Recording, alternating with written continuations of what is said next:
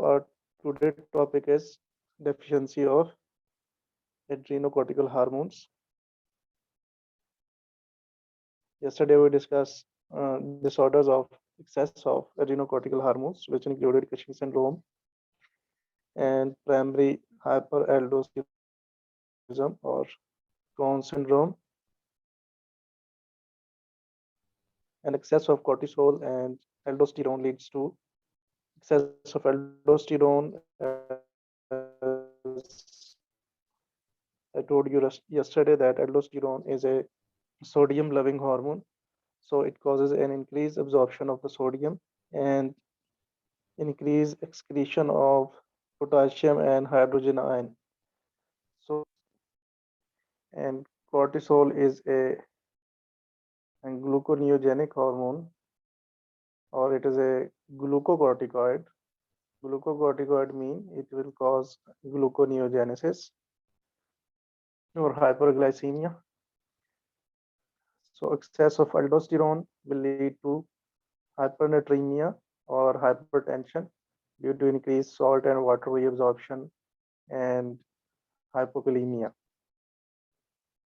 and also metabolic alkalosis because of increased excretion of potassium and hydrogen ion.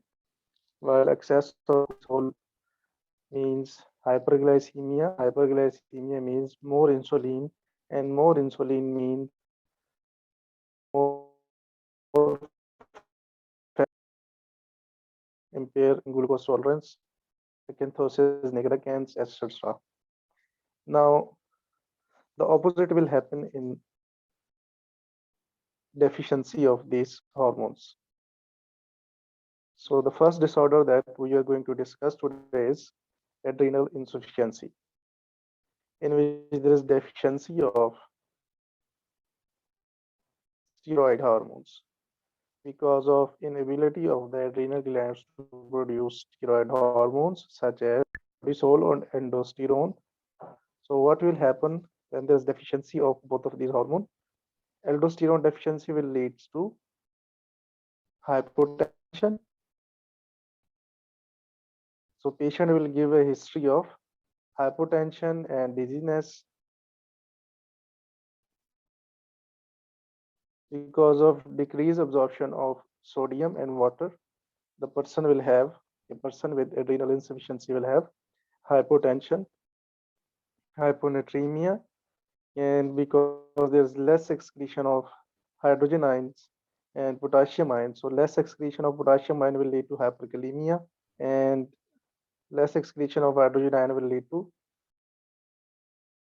metabolic acidosis, and metabolic acidosis will cause abdominal pain, nausea, and vomiting. And due to deficiency of cortisol, the person can have hypoglycemia because gluconeogenesis will be decreased. So if you remember the main function of these hormones, then you can remember the sign and symptom of deficiency of these hormones.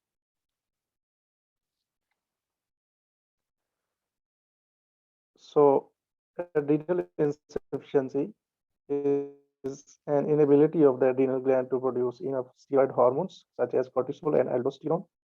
The most common cause of adrenal insufficiency, there are two types of adrenal insufficiency. One is primary insufficiency, which is also known as Addison disease, and the other is secondary insufficiency. Primary insufficiency means when there is problem in the adrenal gland itself. Endogenous problem in the adrenal gland means primary insufficiency, and when problem is outside the adrenal, such as the problem is in the pituitary or in the hypothalamus, because the hormones for the stimulation, hormone which stimulate the release of steroid hormones from adrenal cortex, they are secreted from pituitary gland and hypothalamus.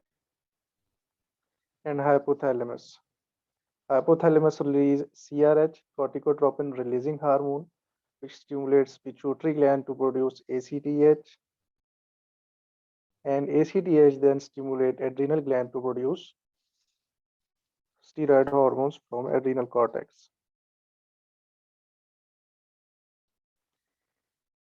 So primary insufficiency means there is problem in the adrenal gland itself. Adrenal gland is unable to produce enough steroid hormones.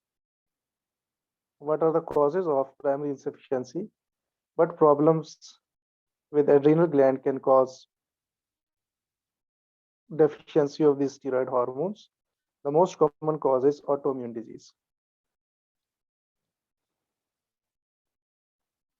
Autoimmune disease in developed world and TB or tuberculosis in developing countries or underdeveloped countries. So these are the most common causes of primary insufficiency or Addision disease. While secondary insufficiency will be due to problems outside the adrenal gland, such as pituitary gland and hypothalamus.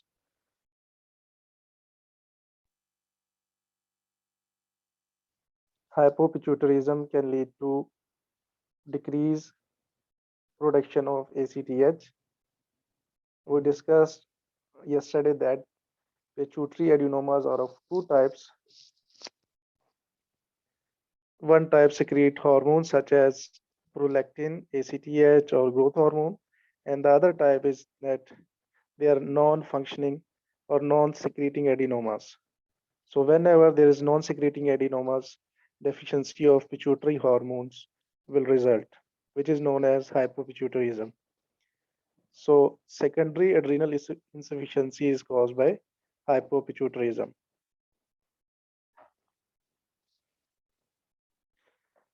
The features we have already discussed. Due to aldosterone deficiency, there will be postural hypotension and dizziness, nausea and vomiting and abdominal pain due to metabolic acidosis, and hyperpigmentation because cortisol and aldosterone are not produced by the adrenal gland.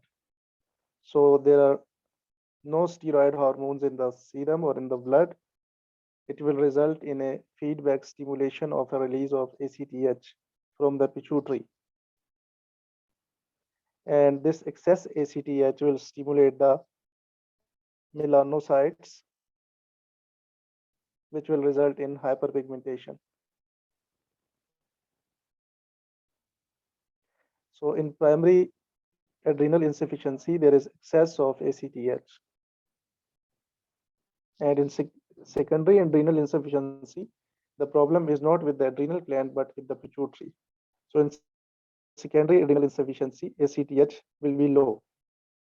So in secondary insufficiency, there will be no hyperpigmentation because ACTH is low. And ACTH is the hormone that stimulates the melanocytes to produce melanin pigment, which will lead to hyperpigmentation. So this is an important point to differentiate between primary and secondary adrenal insufficiency. Remember that for Plab 1 exam,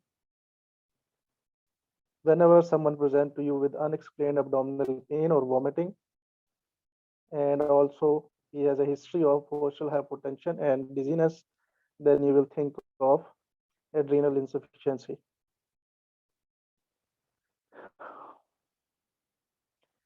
So primary adrenal insufficiency, and now we'll discuss it a little more detail. So TB is the most common in developing world, and autoimmune is the commonest cause worldwide or in developed countries. Other causes include metastasis, sudden steroid withdrawal. Remember that long-term steroid use can lead to Cushing syndrome, and suddenly withdrawing from steroids can lead to Addision disease or primary adrenal insufficiency or adrenal insufficiency. So steroid withdrawal will lead to adrenal insufficiency, and steroid excess will lead to long-term steroid use will lead to Cushing syndrome. Another important cause of Adrenal insufficiency is Waterhouse-Friderichsen syndrome. Waterhouse-Friderichsen syndrome is basically a complication of meningococcemia or an infection with Neisseria meningitis, in which disseminated intravascular coagulation occur and there's hemorrhage in the adrenal gland. So if you want to remember in one line that what is Waterhouse-Friderichsen syndrome, then remember that hemorrhage in the adrenal gland in patient with meningococcemia. Sepsis due to Neisseria meningitis can lead to hemorrhage in the adrenal gland, which will result in adrenal insufficiency.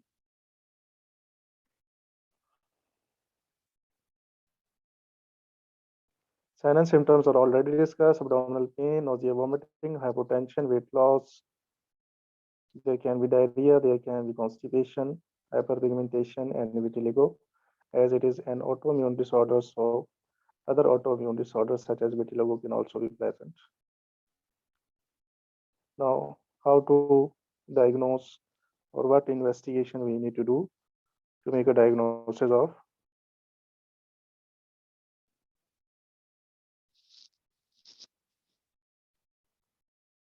Addision disease. The name of the test is ACTH stimulation test. The other name for ACTH stimulation test is short synergin test. What do we do in this test? Plasma cortisol is measured before and 30 minutes after giving synergin or ACTH to 50 microgram IM. So we measure the plasma cortisol level and then we give an injection of ACTH to 50 microgram IM, and after 30 minutes we measure the plasma cortisol again.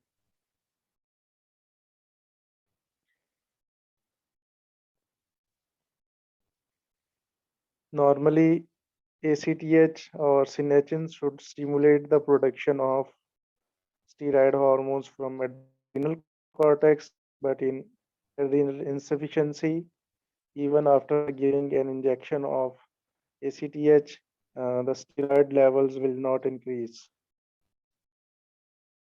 So the investigation for to make a diagnosis of adrenal insufficiency is ACTH stimulation test or short synergin test.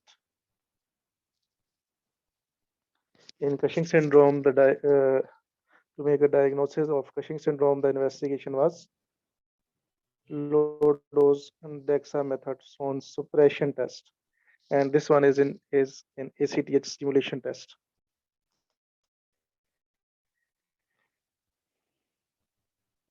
If an ACTH stimulation test is not readily available, then we'll send a 9 a.m. serum cortisol sample. And if a 9 a.m. serum cortisol sample, the value is more than 500 nanomole per liter, then it means this level of cortisol is normal and Addision disease is very unlikely. And if the result shows less than 100 nanomole per liter, then we can say that it's definitely abnormal and it is most probably adrenal insufficiency. So less than 100 plasma cortisol level, 9 a.m. serum cortisol level less than 100 will make a diagnosis of adrenal insufficiency, and more than 500 addition very unlikely. And if the value is in between 100 and 500, then I will refer the patient to a secondary care for a short synergin test or ACTH stimulation test.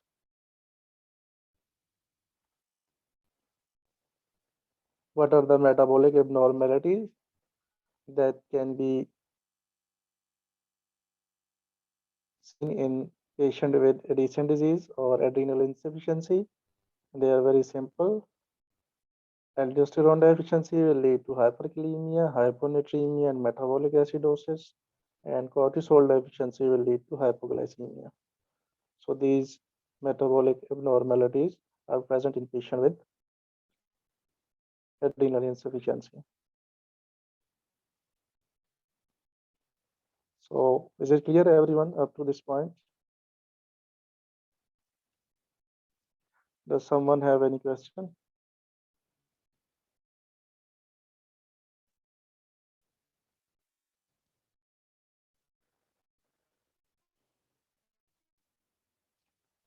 So it may be easier to think of the hormones that are involved. So if you think about the hormones that are involved, then you will know that what abnormalities will be found in Addision disease. So raised ACTH will lead to hyperpigmentation. Aldosterone deficiency will result in hyponatremia and hypotension, hyperkalemia and acidosis. Cortisol deficiency will cause hypotension and hypoglycemia.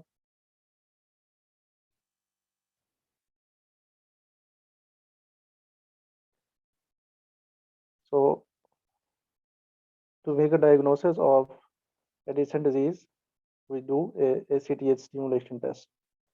And when our diagnosis is confirmed, then we'll start the treatment. As there is deficiency of glucocorticoid and mineralocorticoid, so we need to replace both of the hormone. Glucocorticoid will be replaced in the form of hydrocortisone, 20 to 30 milligram per day, while mineralocorticoid will be replaced in the form of fludrocortisone. Important note to the patient include that the dose of glucocorticoid should not be missed. It is very important that the dose of glucocorticoid should not be missed. What if the patient is started on hydrocortisone and fludrocortisone, but he is still having the symptoms, or the symptoms are not improving, or he is having recurrent illnesses, then we will double the dose of glucocorticoids. So a patient of Addition disease on hydrocortisone and fludrocortisone present to you with recurrent illnesses, and they ask you about what is the next best step in the management of this patient, then you will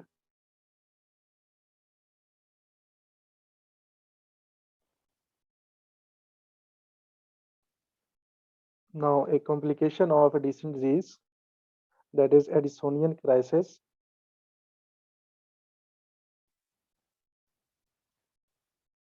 can develop. Sepsis or surgery can result in acute exacerbation of chronic adrenal insufficiency. So these are two important risk factors which can exacerbate the adrenal insufficiency. Adrenal hemorrhage can also cause Addisonian crisis. Adrenal hemorrhage, for example, that occurs in Waterhouse Fredrickson syndrome, and sudden steroid withdrawal can also result in Addisonian crisis. The sign and symptoms of Addisonian crisis will be same as of adrenal insufficiency, which was abdominal pain, nausea, vomiting, and the patient will be in shock with a history of sepsis or surgery or sudden steroid withdrawal. The management of Addisonian crisis is different from chronic adrenal insufficiency. In chronic adrenal insufficiency, hydrocortisone was given at a dose of 20 to 30 milligram per day, while emergency management of adrenal insufficiency or Addisonian crisis include hydrocortisone IV or IM injection at a dose of 100 milligram. And also, as the patient is in shock due to hypotension, so 1 liter normal saline will be infused in 30 to 60 minutes.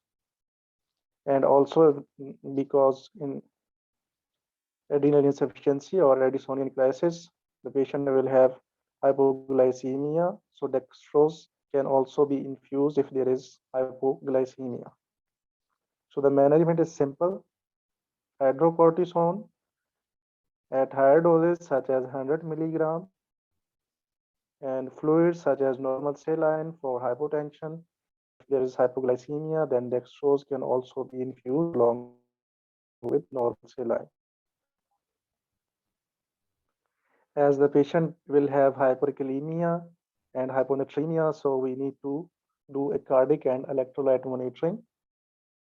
And if the cause of Addisonian crisis is sepsis, then we need to give broad spectrum antibiotics.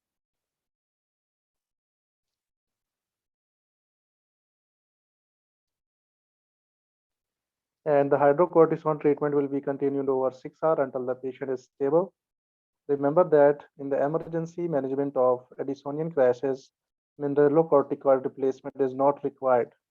Mineralocorticoids such as fludrocortisone is not required because high dose of hydrocortisone has a mineralocorticoid effect as well. So high dose of hydrocortisone will have a glucocorticoid effect as well as a mineralocorticoid effect. So we do not need to give mineralocorticoid in the emergency management of Addisonian crisis or adrenal insufficiency. So in short, the management of Addisonian crisis include hydrocortisone, 100 mg IV or IM, which is continued or which is given every 6 hours until the patient is stable.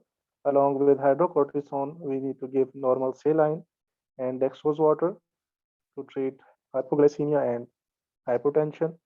And we need to monitor two things: cardiac monitoring and electrolyte monitoring, because there's a risk of developing cardiac arrhythmias due to hyperkalemia. And also, if the cause of Addisonian crisis is infection, then we need to give broad spectrum antibiotics.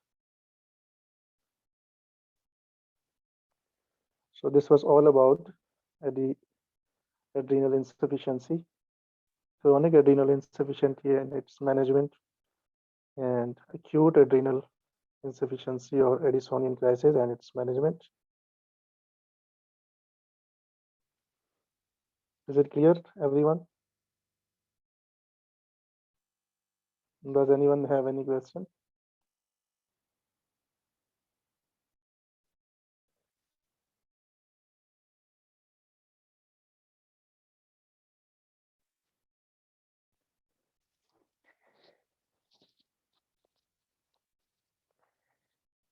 Okay, so this was all about disorders related to adrenocortical hormones or the hormones of adrenal cortex. Now we will discuss a disorder that is related to hormones that are produced by the adrenal medulla, such as catecholamines, epinephrine and norepinephrine. They are secreted by adrenal medulla. So if there is a tumor, a catecholamine secreting tumor, then it is known as pheochromocytoma. So pheochromocytoma is basically a catecholamine secreting tumor. Remember the rule of 10, that 10% of pheochromocytoma are bilateral, 10% are malignant, 10% are extraadrenal. The most common site of extraadrenal pheochromocytoma is at the bifurcation of aorta. 10% of the cases are familial, associated with multiple endocrine neoplasia type 2, neurofibromatosis, and von Hippel-Lindau syndrome, and 10% are not associated with hypertension.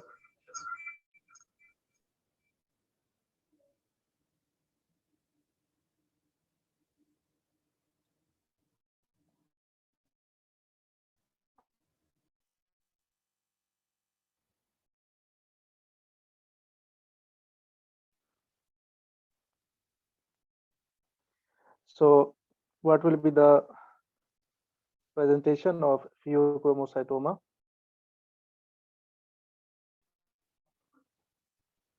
Because pheochromocytoma is basically a tumor, so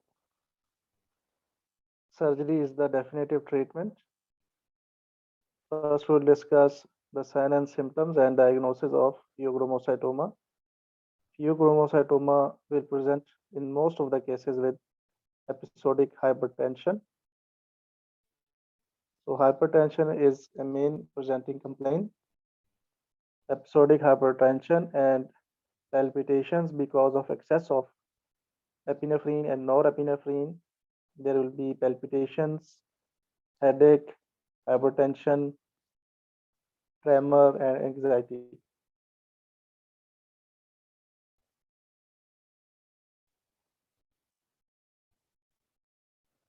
The diagnosis or the diagnostic investigation to make a diagnosis is 24 hours urine collection of metanephrine. So if someone present to you with episodic hypertension, headache, palpitation, tremor and anxiety, and panic attacks. So panic attacks with hypertension and headache is you will suspect pheochromocytoma. Panic attack plus palpitations plus hypertension, you will suspect pheochromocytoma, and the investigation that you will do is 24-hour urine collection of metanephrine, and the treatment for pheochromocytoma is surgical removal of the adrenal tumor. But remember that before doing the surgery, we need to stabilize the patient first. How we are going to stabilize the patient? Alpha and beta blockers are given to control the blood pressure and to prevent the intraoperative hypertensive crisis. Remember that alpha blockers and beta blockers are given preoperatively to the patient of pheochromocytoma to control blood pressure, to avoid or prevent intraoperative hypertensive crisis. And what is the sequence of giving alpha and beta blockers? Remember that alpha blockers are given first and then beta blockers are given.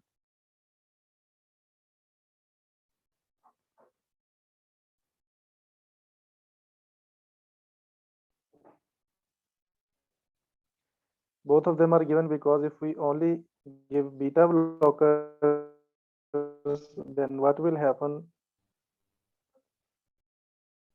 Epinephrine is an alpha 1, alpha 2, beta 1, beta 2, and beta 3 receptor stimulator.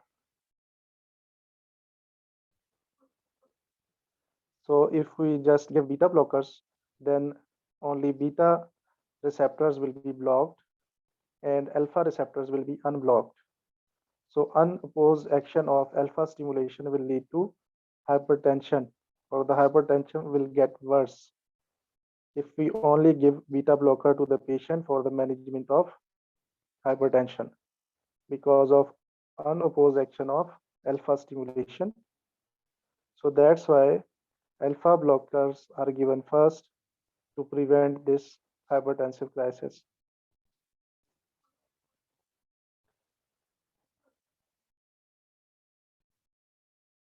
So these drugs are given 7 to 14 days before the surgery, and then surgery is performed. This was all about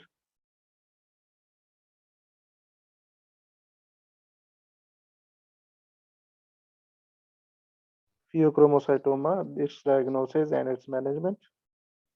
Presentation of pheochromocytoma is episodic hypertension plus panic attacks. Investigation for the diagnosis is 24-hour urine collection of metanephrines.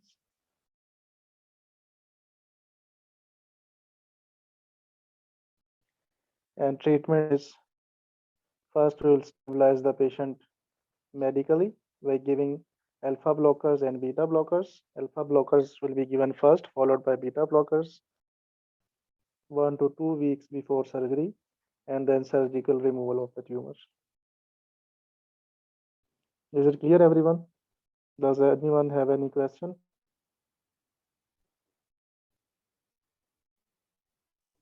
The tumor will be in the medulla of the uh, adrenal gland.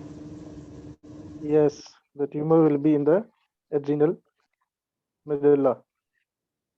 Okay.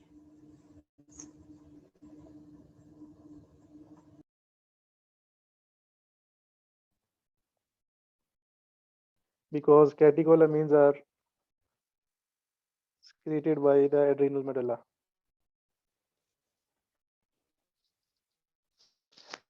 Adrenal gland, we have discussed one by one its disorder.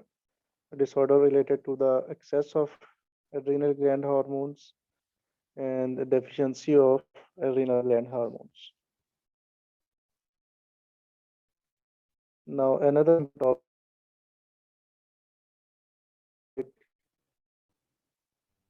is hyperkalemia and hypokalemia, their causes and their management.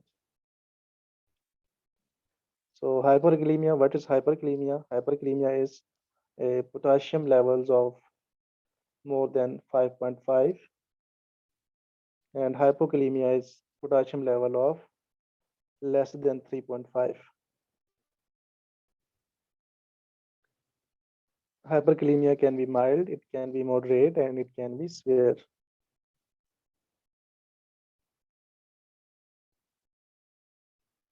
Mild hyperkalemia is when potassium level are between 5 to 5.9. Moderate is 6 to 6.4, and severe is more than 6.5. Similarly, mild hypokalemia or moderate hypokalemia is less than 3.5 and more than 2.5. And severe hypokalemia is potassium level of less than 2.5. It's important to know or to remember these values because the management of mild, moderate, and severe hyperkalemia and hypokalemia is different. So, what are the causes of hyperkalemia?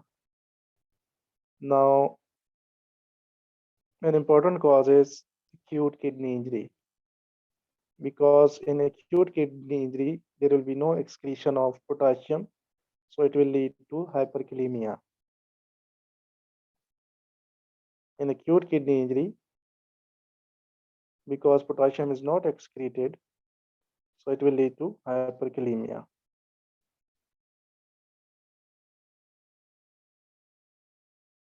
Now, tell me an endocrine cause of hyperkalemia. Who will tell me an endocrine cause of hyperkalemia? To remember the causes of hyperkalemia, just keep in mind whenever you hear hyperkalemia, two things should come into your mind. One is aldosterone and other is kidney. So if there's kidney injury, it will cause hyperkalemia. And the second thing is aldosterone. Will aldosterone excess or aldosterone deficiency, which one of them will cause hyperkalemia?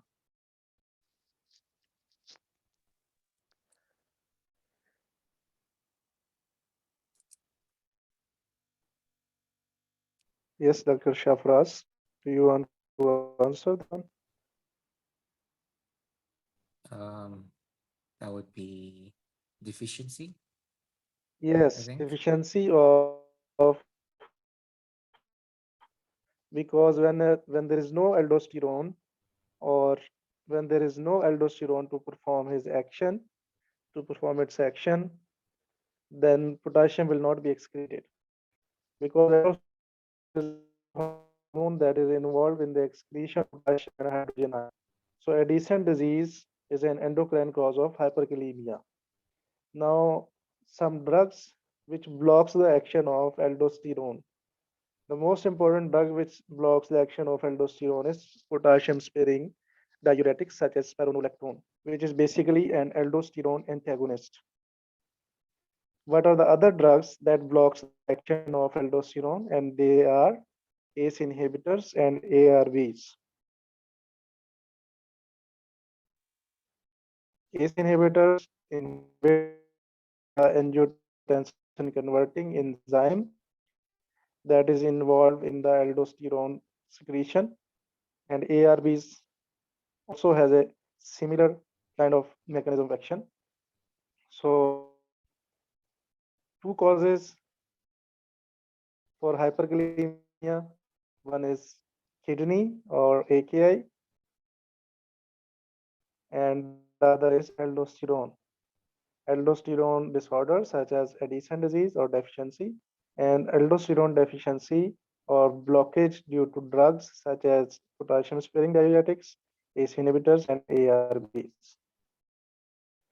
Remember that acid base balance such as acidosis can also cause hyperkalemia. How acidosis can cause hyperkalemia? Acidosis means excess hydrogen ions in the body. So whenever there is excess hydrogen ion in the body